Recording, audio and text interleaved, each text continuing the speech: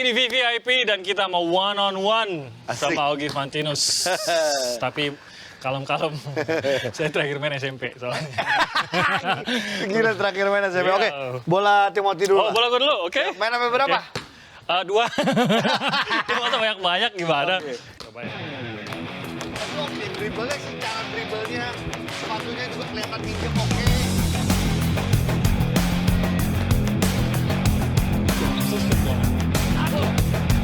Ini gue sekolah dulu ya.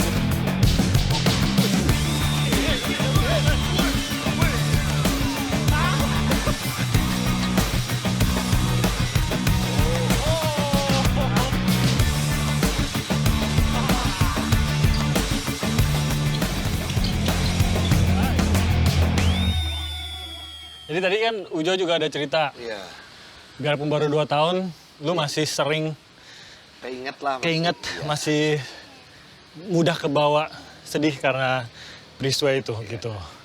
Apa sih mungkin yang paling membuat lu tertekan pada saat itu tuh apa? Lu mikirin keluarga kah? Iya, Atau iya. mikirin diri sendiri, masa depan atau apa sebenarnya?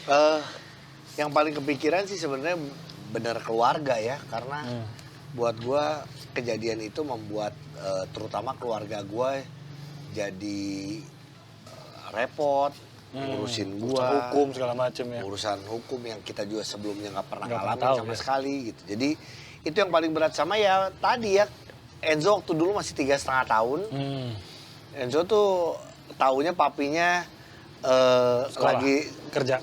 pertama taunya syuting di police station, di kantor polisi. Makanya bisa ke kantor polisi lah gitu. Dia berapa kali datang. Terus tapi pas lagi udah di Salemba baru bilang papi sekolah, tapi sekolahnya nggak kayak Enzo, tapi Harus stay di nginep, sana. harus stay gitu. Jadi ya itulah yang paling sedih sih ya. Kepikiran apa ya waktu berada di tahanan tuh? Apa sih yang lu pikirin sehari-hari? Apa penyesalan atas yang dilakukan? Atau merasa ada ketidakadilan? Atau justru Iya, iya. nggak kepikiran lagi deh itu udah mikirin anak aja, Iya. mikirin istri aja atau gimana? Awal-awal emang kepikiran bahwa loh kok malah gua sih yang ada di dalam gitu. Itu pertama awal kepikiran gitulah. Cuman lama-kelamaan gua harus menerima apapun itulah.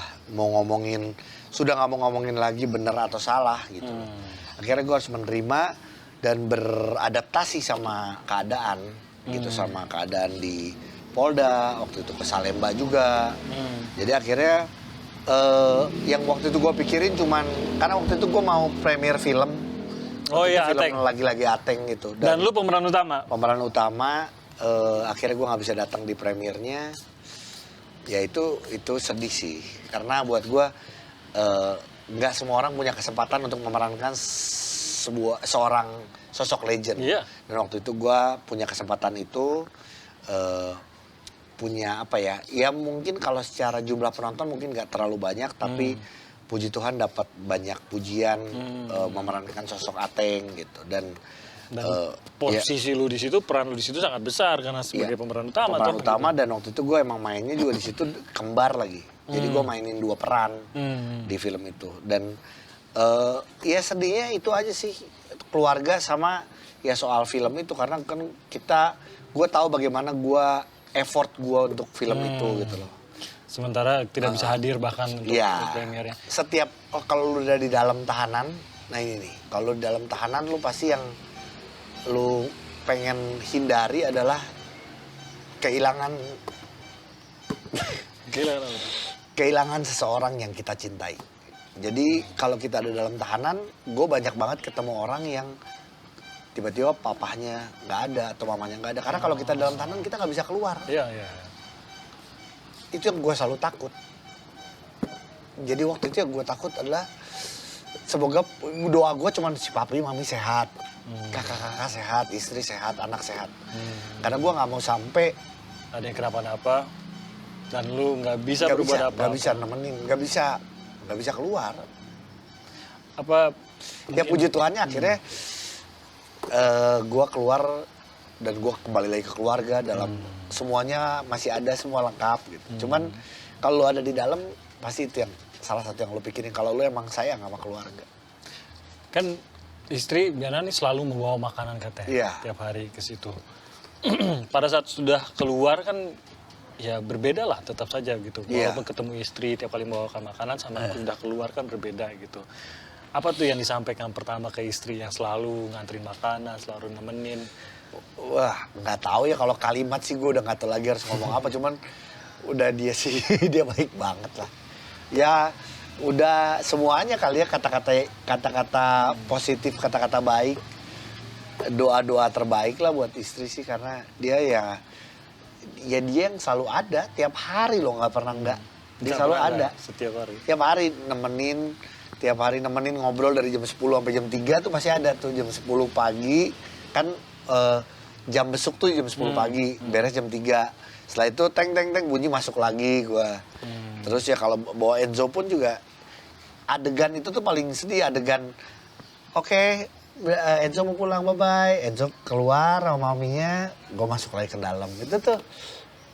Ih kalau masih inget sedih. Sedih banget ya. Sedih. Perpisahannya itu dan udah tahu nggak bisa berbuat apa-apa ya, nggak mungkin juga tiba-tiba kabur ikut lari gitu kan nggak mungkin kan, jadi ya mau nggak mau gitu. Kayak tiap hari pengen dibesuk, tapi tahu setiap dibesuk pasti ada momen perpisahan lagi. Iya. Nah itu tuh nggak enak. Karena udah tahu pasti akan berpisah. Pasti akan berpisah untuk sementara lagi. Tapi nggak dibesuk juga jangan sampai gitu. Nggak dibesuk, gue nggak mau, gue pengen dibesuk terus. Makanya gue setiap kali tuh nunggu waktu jam 10, nunggu. Biasanya ada siapa sih petugas. biasanya yang biasa selain istri itu siapa yang biasa suka datang? Teman-teman katanya suka banyak datang juga.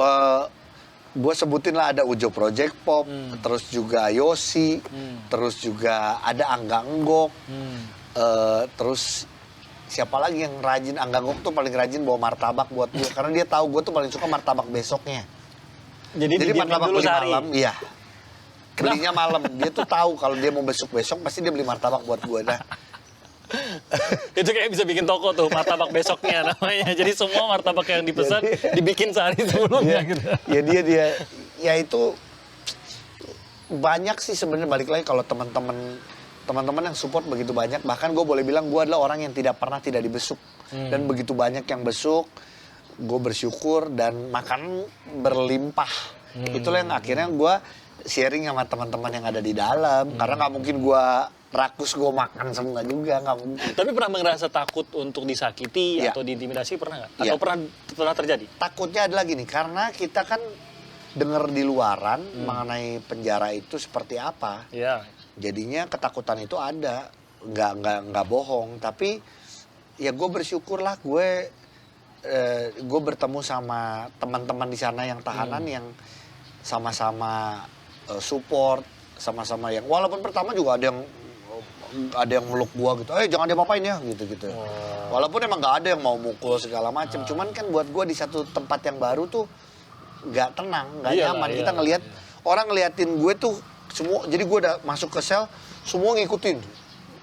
Buat gua tuh antara dua, lu tahu gua artis apa lu mau ngapa-ngapain? Gua kan takut gitu loh. Tetap lah. Itu kan intimidatif juga tuh. Iya. Ini ngapain? Iya, terus ngikutin. gua di dalam sel walaupun selnya ditutup dia dari samping ngeliatin aja gitu kan, cuman nggak tenang gitu. Dan itu emang gua rasakan sampai akhirnya buat gue inilah proses beradaptasi. Gimana kita beradaptasi di satu lingkungan yang baru.